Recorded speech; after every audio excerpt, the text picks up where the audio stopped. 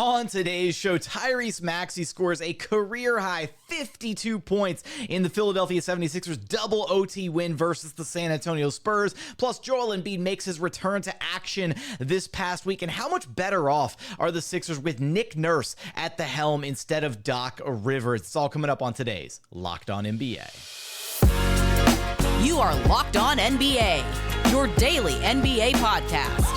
Part of the Locked On Podcast Network, your team every day. What's up and welcome to another edition of Locked On NBA, the biggest stories with the local experts. I'm your host, Jackson Gatlin, also host of Locked On Rockets right here on the Locked On Podcast Network, your team every day. Now, today's episode is brought to you by Prize Picks. Prize Picks is America's #1 fantasy sports app with more than 3 million members. It is the easiest and most exciting way to get in on the action while you watch your favorite sports and players. You just pick more or less on 2 or more players' stats and watch the winnings roll in. Prize Picks is really simple to play. You can make your picks and submit an entry in less than 60 seconds. Quick withdrawals, easy gameplay, and an enormous selection of different players and stat types are what makes Prize Picks the #1 fantasy sports app on the market. And it's not too late to get in on the action. The NBA playoffs are right around the corner, and you can win up to 100 times your money on Prize Picks as you and the world's best players take the game to a new level during the basketball postseason. So if you've been thinking about getting into daily fantasy sports, you've got to give Prize Picks a chance. Download the app today and use code LOCKEDONNBA for a first deposit match up to $100. Again, go grab the app today, use code LOCKEDONNBA, and get a first deposit match up to $100. Prize Picks. Pick more, pick less. It's that easy. Joining us now is the host of Locked On Lakers, Andy Kamenetzky. You can track down wherever you listen to your podcasts and on YouTube. Just search Locked On Lakers. And Andy, this most recent Sunday night outing for the Lakers, not a great showing against the Wolves. No LeBron James out due to flu-like illness. And then Anthony Davis leaves the game 12 minutes in, gets smacked in the head. And unfortunately for the Lakers, this is the same eye that he had, it was a corneal abrasion on back in the middle of March. How concerning is this with just a handful of games left in the regular season to potentially lose AD for even more extended time?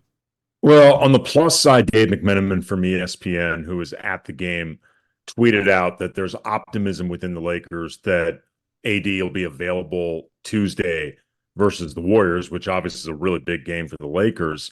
That being said, I don't even know if alarming is the right word, as much as it is bizarre that he keeps getting hit, not just in the face, not just in the eye, but the same eye, because you mentioned that the corneal abrasion that he suffered, it was around mid-March against the Warriors. He also, in between this game and the Warriors game, got hit in the same eye as well. Then there was the third game, but he managed to stay in that game. So I tweeted out during the game at Cam Brothers, Laker games now are feeling like a league coordinated tough love intervention to make Anthony Davis wear goggles. Because seriously, at some point, I've heard James Worthy, I've heard Robert Horry, I've heard all these people just been like, bro, we know you don't want to wear them, but come on, man. For some reason, your left eye is just getting smacked game after game. Yeah, look, at some point we just need to start the We Want Change petition or whatever and just get AD to start rocking the goggles, because this is concerning, right? Because it messes with your depth perception. You can't see right. It really impacts your overall level of play if you just can't see properly out of one eye. Yeah, it's very strange. And look, I've seen enough players when they've had to wear masks for broken noses or a facial fracture, whatever, futz around with the mask. They hate them. Like Rui Hachimura earlier in this season had to wear a mask, and I think it very directly coincided with a tough start to the season. And you could see every single game he was like, get this damn mask off me. He could not stand wearing it. But he had to wear a mask because he was dealing with the after effects of either a broken nose or some type of nose injury.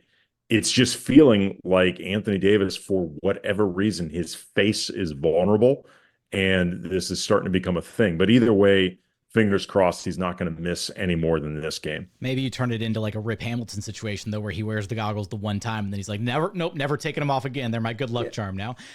Now, look, before Sunday night's loss against the Wolves with no LeBron and essentially no Anthony Davis, just played 12 minutes in that loss, they were 9-1 in their last 10 games. What has been working so well over this recent stretch where the Lakers kind of caught fire? Their offense has been fantastic. I believe since I don't remember the exact date in February, but early February, I believe they're the number 2 overall offense in the league. It's They're definitely coincided number 5 with since the All-Star break. I've got that at least in my notes. they have been fantastic, particularly like they began this season as a team that could not hit threes to save their lives. And now all of a sudden, between D'Angelo Russell, who's having a Steph light 3-point season, which I don't mean that as backhanded praise. If you are even Steph adjacent, you are really shooting the hell out of the ball. And D'Angelo Russell's been doing that tonight, notwithstanding, on a very, very regular clip at very high volume. Rui Hachimura has become this season 40 plus from behind the arc. LeBron's having arguably his best season from behind the arc. Taurean Prince has been around 40%.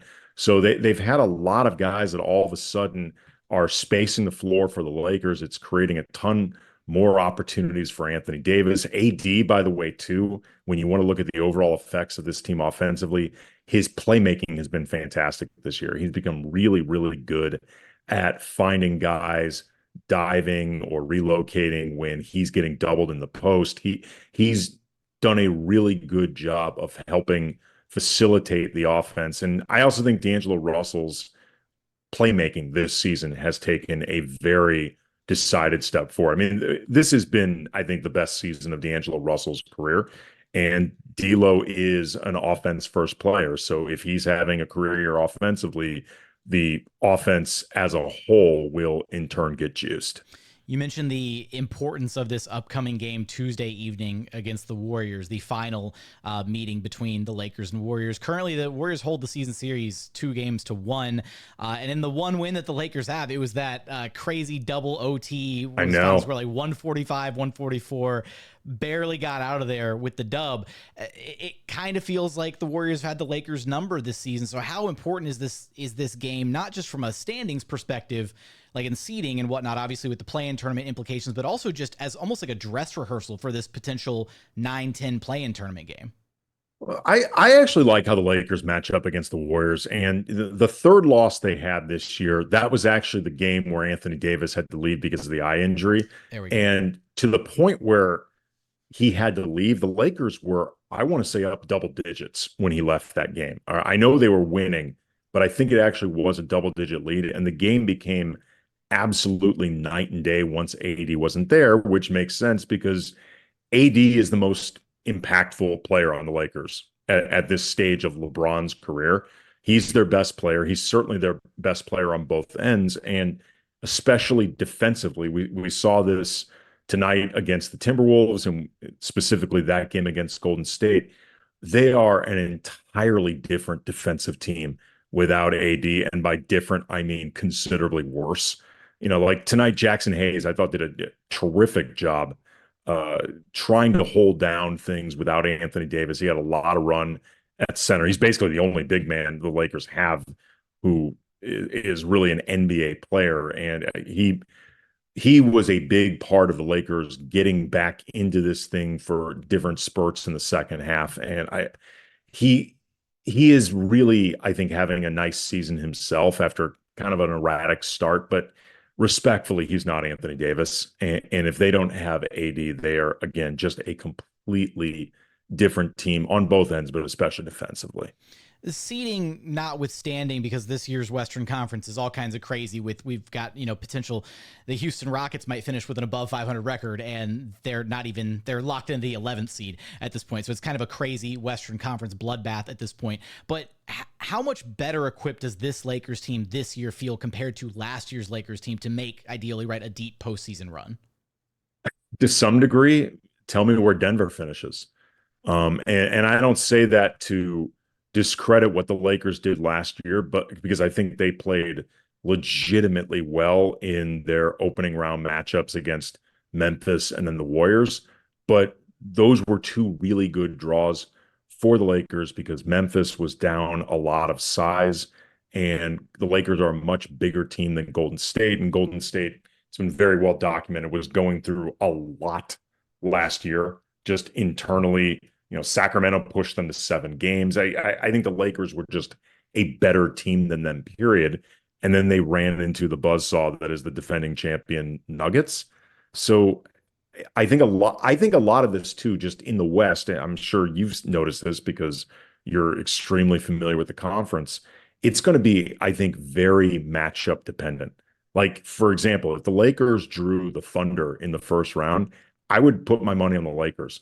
I think they are a very, very difficult matchup for OKC, who may be a better team than them on balance, and maybe they're better equipped to go further in the playoffs against most other teams, but they really struggle with the Lakers' size. Beyond Chet, they don't really have anybody to put out there, and Chet is having a terrific he's season. Their only big, and he's kind of a pseudo big. So right, exactly. I mean, he's not equipped to handle Anthony Davis's size.